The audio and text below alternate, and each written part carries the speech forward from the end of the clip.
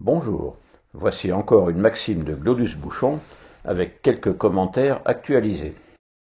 J'ai oublié à la suite de quel incident Glodus Bouchon a pondu la maxime de cette 23e semaine.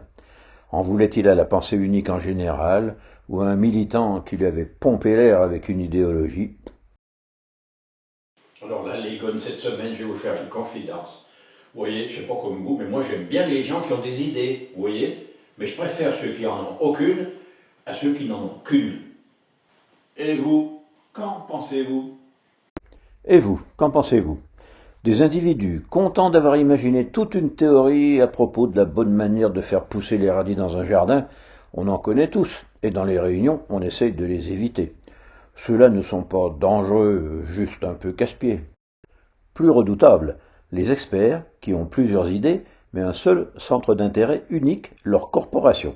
Si lors d'un repas mondain vous invitez des médecins, des avocats ou des enseignants, ils auront le nez dans leur assiette tant qu'on ne parlera pas de leur métier, le seul qu'ils connaissent.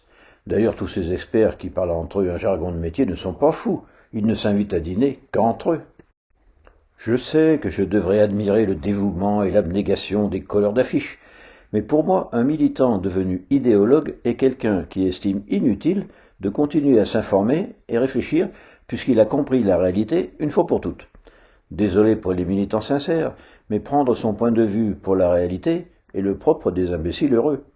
De là à penser que l'on devient idiot dès que l'on cesse de se remettre en cause, il y a un pas que j'ai tendance à franchir les jours où les débats télévisés me donnent envie de casser le poste. La pensée unique, c'est grave. Il fut une époque où le réseau des médiateurs en entreprise m'avait qualifié d'électron libre de la médiation, et j'en avais conclu qu'il existait des électrons captifs. Captifs de quoi? Captifs des conventions que quelques gourous font passer pour des lois de la nature à des gogos avides de certitude. Il convient de passer par l'entonnoir des conventions à la mode. C'est tout pour aujourd'hui. Pour la suite, eh bien, c'est vous qui voyez. Et bien sûr, tournez-vous dans le sens des vents favorables, c'est tellement plus cool.